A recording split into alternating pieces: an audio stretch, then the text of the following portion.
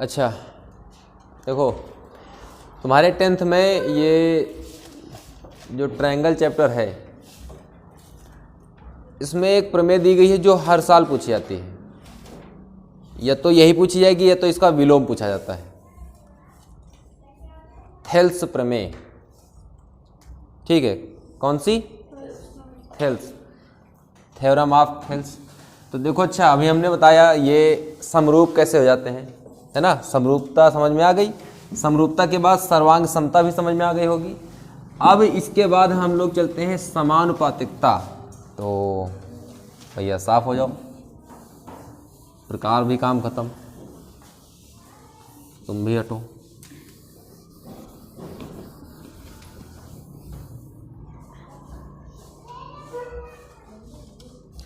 समानुपातिकता मतलब क्या होता है? समान अनुपात में, ठीक है। जैसे एक ये भुजा थी, कोऑर्डिनेट पढ़े हो ना तुम लोग, निर्देशांक ज्यामिति, उसमें अनुपात में विभाजित करना था ना। जैसे इसको तोड़ना था दो भागों में, दो बराबर भागों में तोड़ना था। तो एक और एक, यानी ये x लंबाई, ये x लंबाई है कि नहीं। टोटल कितने इसकी लंबाई है? तो हो जाएगा 2x। हम इसका अनुपात क्या लिखेंगे? ऐसा, x अनुपात x का है। कहोगे सर जी फिर तो कट जाएगा, तो काटो नहीं, इसको y मान लो। अब क्या हो जाएगा? ये x प्लस वाई, ठीक है। कुल लंबाई x प्लस वाई है और इसका अनुपात क्या है? x अनुपात y। ऐसा इसको हमने अनुपात में विभाजित कर दिया। एक रेखा थी, हमने ऐसे विभाजित कर दिया, ठीक है। जब हम किसी त्रिभुज की बात करते हैं, त्रिभुज की बात कर रहे हैं, तो देखो कोई त्रिभुज हमने ऐसे खींचा, इसकी ये बेस लाइन है ABC, ऐसे ले लिया, ये बेस लाइन थी। इस बेस लाइन के बिल्कुल अकॉर्डिंग सेम टू सेम इसका, यानी समांतर जो बोलते हैं, बेस लाइन के समांतर ही क्या एक रेखा खींच दी जाए, ठीक है। तो जब रेखा खींचेंगे तो अब ये देखो दो भागों में टूट गई, है ना। ये यहां से इतने तक टूट गई। जो अनुपात इन दोनों का होगा, जैसे इसका हमने मान लिया कि ये x और y, और इसको मान लेते हैं कि a और b, ठीक है। जिस अनुपात में ये टूटेगी, अनुपात वही यहां भी रहेगा। बात समझ में आई कि नहीं? क्या हो जाएगा कि हमारी जो AC रेखा है वो किसके बराबर हो जाएगी? हम ऐसा मान सकते हैं, ठीक है, कि AC हमारी किसके बराबर है? CB के। ऐसा मान सकते हैं, या BC मान लेते हैं, हो सकता दिया हो। ऐसा हम कब कह सकते हैं कि हमारे इनका देखो क्या है, ये एक बिंदु ले लेंगे D और ये वाला E, ठीक है। क्या हो जाएगा? DC या फिर CD और अनुपात देखो DA, CE अनुपात क्या जाएगा? EB, है ना। ऐसा अगर ये वाली भुजा 5 सेंटीमीटर थी, ये वाली 6 सेंटीमीटर थी, ठीक है, और इधर वाली हो सकता है कि बड़ी हो, जैसे कि हम ऐसे ट्रायंगल बनाए, ठीक है। हमने इसके समांतर ऐसे खींच दिया था, ये 5 और ये कितना 6, ये इधर हमने कर दिया कि 3, तो कहीं ये बताओ कितनी होगी, है ना। अब तुमसे पूछ दिया जाए कि ये वाली कितनी होगी, जरा बताओ। वही चीज़ यहाँ निकालने जा रहे हैं कि ये भैया अनुपात इनका बराबर ही रहेगा, अनुपात में अंतर नहीं होगा। हमने यहाँ पर अनुपात ऐसा लिख दिया, तो जरा सूत्र के हिसाब से यहाँ रखते हैं। 5/6 बराबर 3/, लंबाई x मान लो। लंबाई क्या है? x है, x इधर आ जाएगा, ठीक है। क्या हो जाएगा? ये से 6 18/5, 5 से भाग दे दोगे, क्या हो जाएगा? 3 दशमलव कुछ करके। या फिर अगर हम लंबाई यहाँ पर ज़्यादा मान लें कि चलो 9 है, 9 रख दिया, आकृति के हिसाब से रख लेते हैं, है ना। ये 9 हो जाएगी। अब क्या हो जाएगा? 54 हो जाएगा। 5 से भाग दे दो कितना हो जाएगा बताओ? 10.8 हो जाएगा। ये वाली कितनी आ गई? 10.8 सेंटीमीटर हो गई। साधारण तरीके से बता दिया गया। ये थेल्स की प्रमेय है। थेल्स ने कहा कि दोनों भुजाएं, यदि किसी त्रिभुज की एक रेखा एक भुजा के समांतर एक अन्य रेखा खींची जाती है तो वह अन्य रेखा त्रिभुज की शेष दो भुजाओं को समान अनुपात में विभाजित कर देती है। शेष दो भुजाओं को, इसको और इसको समान अनुपात में विभाजित कर देती है। ये थेल्स की प्रमेय है। हम लोग ऐसा लिख लेते हैं, ठीक है। ये ऐसे लिख सकते हैं। दूसरा तरीका इसका लिखने का है कि ये देखो, ये छोटी वाली है, ये क्या इसका नाम है? सी डी, पूरे में से है। सी डी किस में से है? ए सी में से। ये क्या है? सी ई, कितने में से है? सी बी या बी सी से है। ऐसा लिख सकते हैं कि नहीं? तीसरा क्या लिख सकते हैं? तो देखो, ये दूसरा हो गया तरीका, ये पहला तरीका हो गया लिखने का तरीका इनका, कितने में लिख सकते हो। तीसरा तरीका क्या होगा लिखने का? तीसरा तरीका होगा, ये देखो ए डी, ये ए डी कितने में से है? या फिर ऐसा कर दो कि ए डी और डी सी, ठीक है। नीचे वाली अनुपात में ऊपर वाली, ठीक है। क्या हो जाएगा? बी ई अनुपात में क्या हो जाएगा? ई सी। बात समझ में आई? 3 हो गए। चौथा कौन सा? नीचे से छोटा फिर पूरा, नीचे से छोटा फिर पूरा, है कि नहीं? चौथे में देखो AD, ऐसा ही AD लिखा रहने दो, AD, और फिर पूरी क्या है? AC, और ये इधर BE, और पूरा क्या है? BC। 4 प्रकार से हम लिख सकते हैं। कितने लोगों को बात समझ में आ गई? शर्त क्या है कि यहाँ पर शर्त है जो ये वाली DE समांतर होगी AB के, ये शर्त है, यही मेन शर्त है, ठीक है।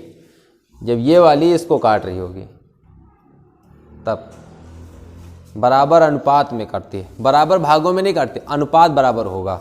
अब ये नहीं कि ये वाली 5 सेंटीमीटर, ये 6 सेंटीमीटर, और ये भी 5 सेंटीमीटर हो जाए, ये भी 6 सेंटीमीटर हो जाए। ये कुछ क्वेश्चन भले वैसे हो जाए कि लंबाई वही दे दी जाए, नहीं तो अनुपात इनका वही रहेगा, 5, 6, ठीक है। ये अनुपात था तो इधर भी वही अनुपात आएगा। अब ज़रा ध्यान दोगे तो इधर क्या है? 5 और 6 का अनुपात है। तो हम जब इसको हल करेंगे तो इधर हमारी कितनी है? 9 थी, 9 और 6 का वही अनुपात है। चाहे भाग दे के देख लो, 5 से 6 में भाग दे दो, कितना आ जाएगा? 1.2, है ना। और इसमें भाग दे दो, 9 1 9 बचेगा 1, 18 जाएगा, 1.2, वही आएगा ना अनुपात। तो रेशियो वही आ रहा है इनका,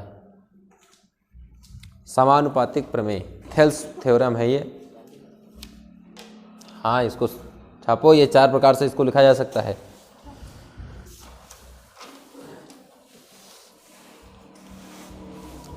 इसकी प्रूविंग पूछी जाती है, हमने 4 प्रकार से बता दिया, लिखा ऐसा जा सकता है, इसको सिद्ध कैसे कर सकते हैं।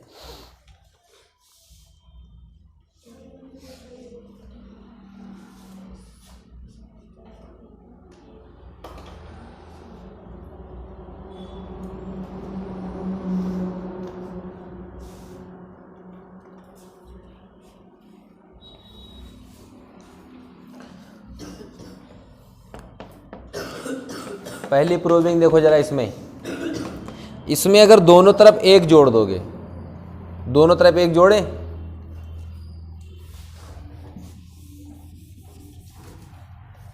देखो क्या लिखा था? CD/DA, इसमें भी 1 जोड़ो और इधर भी CE/EB, है ना, या BE लिख दो। CD ऊपर से आ रहा था, DA तो CE हो गया, EB ही रहेगा। अच्छा, ऊपर से ही चले तो ऊपर से ही जाएंगे नीचे ना, इसमें भी 1 जोड़ दो। ध्यान देना कितना मज़ेदार, ये वाला इधर उठ के जाएगा है ना, तो क्या हो जाएगा CD प्लस DA बटे क्या हो जाएगा DA। इधर क्या हो जाएगा CE प्लस EB बटे क्या हो जाएगा EB। तो CD प्लस DA कितना हो जाएगा टोटल, CD प्लस DA बराबर क्या हो जाएगा AC हो जाएगा कि नहीं हो जाएगा, ये हो जाएगा AC बटे DA। अभी देखो जरा कहीं हमने लिखा होगा ऐसा, आया है कहीं AC बटे DA कहीं, या DA बटे AC है, बात तो वही हो गई जाके, ठीक है उल्टा उसका रख दिया गया। और इधर देखो CE बटे EB यानी CE प्लस EB क्या हो जाएगा BC हो जाएगा और बटे EB। तीसरे में कुछ दिया गया है, पलट दो,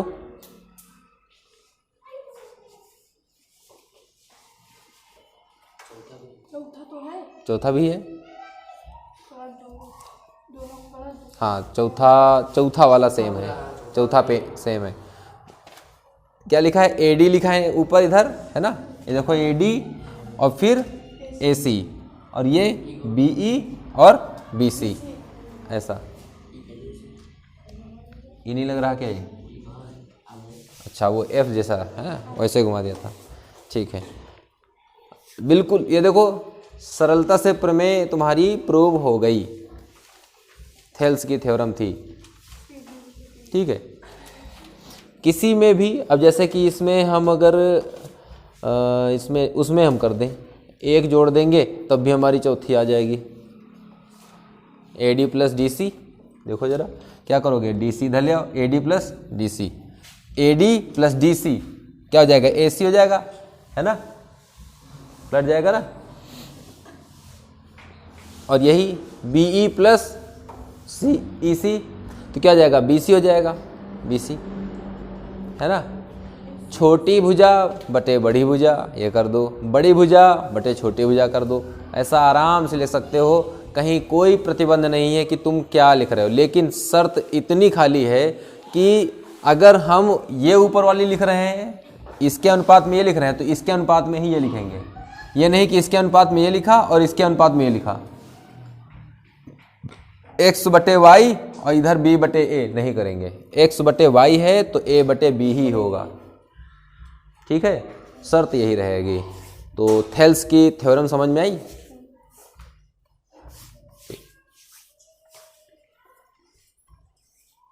चलो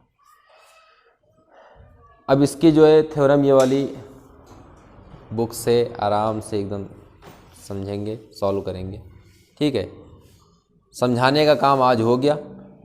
त्रिभुज के क्वेश्चन बहुत मस्त मस्त हैं, क्वेश्चन बिल्कुल सिंपल जैसा हमने बताया ना, जैसा कि अभी बताया सॉल्व करके बिल्कुल। अब देखो जरा ये क्वेश्चन था, ये क्वेश्चन तब तुमको आएगा जब तुमको थेल्स की थ्योरम के ये सारे स्टेप याद होंगे, यानी ये रटे होंगे, ज़बान में अच्छे से बैठे हों।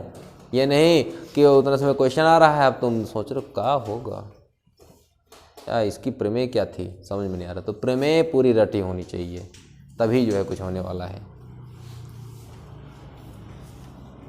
इस संडे को ये इतना हुआ है, ठीक है। डेली क्लास जो चल रही है वो वैसे ही चलने दो, सिलेबस वो यही चलने दो, उसको स्पीड में ख़त्म करो। अगले संडे फिर से इसका जो हो जाएगा, हाँ त्रिभुज, हो सकता है अगले संडे तक की जो है वो क्या नाम है उसका, कोऑर्डिनेट निर्देशांक ज्यामिति, ये ख़त्म हो जाए, है ना। ये जैसे ही ख़त्म हो जाएगी, क्योंकि क्वेश्चन तैयार करके ख़त्म करना है, ये नहीं कि हम ख़त्म करा रहे हैं, हमारे भरोसे नहीं रहना, हम नहीं ख़त्म करवाएंगे। क्वेश्चन लगाओगे पूछोगे तो देखा जाएगा। अब ये नहीं कि हम बोर्ड पे ला अच्छा एक एक क्वेश्चन हम लगवाना, अच्छा ठीक है कौन सा तीसरा नंबर आज हुआ, कल चौथा नंबर बता रहे हैं। हाँ कुछ कोचिंग ऐसी हैं जो ऐसा करती हैं, आज बच्चा अगर चौथा नंबर बताया गया बच्चे को तो कल वो 5वां नंबर कोचिंग में ही लगाएगा आके, तो ऐसा नहीं करना है। तुम अगर आज की आज पूरी एक्सरसाइज ख़त्म कर डालते हो, सही या गलत, आंसर नहीं आया तो हमसे मिलो आके। जैसे ही हमसे बताओगे कि भैया या सर हमको ये समझ में नहीं आया था तो हमको बता दो, फटाफट लाओ अच्छा बता रहे हैं, तभी लगेगा।